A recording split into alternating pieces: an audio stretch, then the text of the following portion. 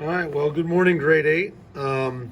This is the second part. I had some technical difficulties with the first part of the video, but I was able to get it, so we just had the one problem there. Now I'm going to put my second example here on a second video, so no problem.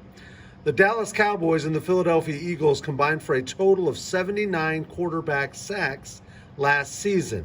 The Eagles had 8 less than twice as many sacks the Cowboys had.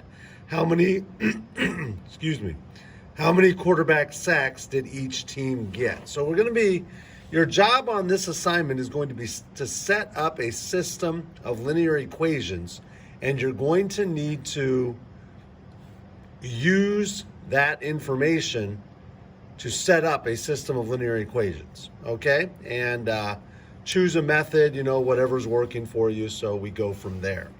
So once again here, we have the Dallas Cowboys and the Philadelphia Eagles combined for a total of 79 quarterback sacks last season. Well, if I'm going to do in this problem, I'm going to go ahead and let X represent the Cowboys, and I'm going to let Y represent the Eagles. Now, it really doesn't matter which is which as long as you solve it correctly, okay?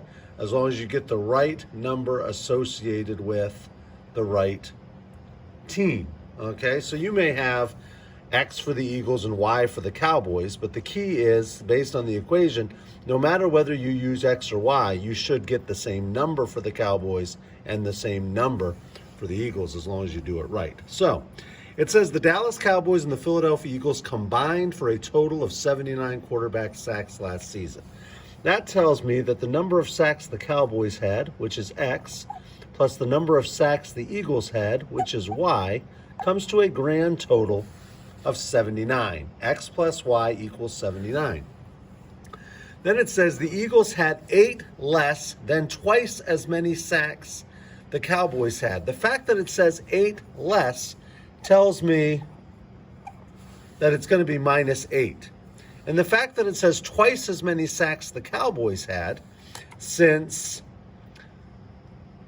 the Cowboys are represented by X, that tells me that Y, which is how many the Eagles had, is 8 less than twice as many. There's twice as many the Cowboys had, and then minus 8.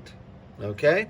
So Y equals 2X minus 8 for that one. Now, there's a bunch of different things I could do. I could put them in slope-intercept form. I could, whatever works. I'm going to go ahead and use substitution. I'm going to use substitution for my example because I have Y isolated. Y equals 2X minus 8. So I know that X, which is this one here, I'm going to take this Y equals 2X minus 8 and plug it right in for that. So Y plus, and then what Y equals, which is 2X minus 8, 2X minus 8, I know that whole thing equals 79. All right, so now I have X plus 2X, which is going to be 3X. So 3X minus 8 equals 79. Okay?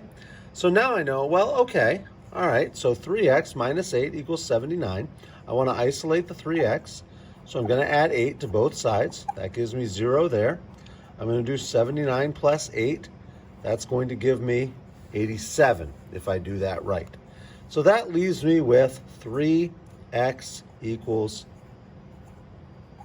87, which means now I'm dividing everything by 3 to find what X equals. You'll have your calculator. I don't have one here handy with me. But if you take 87 divided by 3, you're going to find that that works pretty well. X equals 29, okay? When I take 87 and divide it by 3.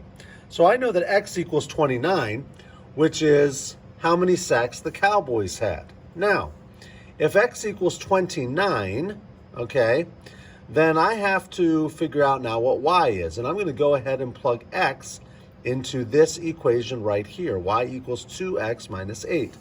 Well, I've established that X equals 29.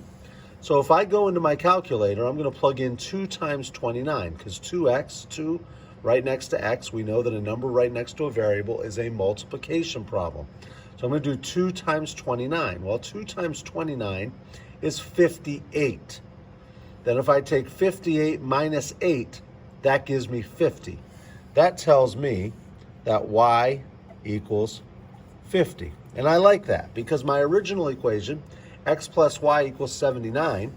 If x is 29 and y is 50, 29 plus 50 indeed equals 79. All right, there's just another example of problem solving with systems of linear equations. Have a good day, grade 8.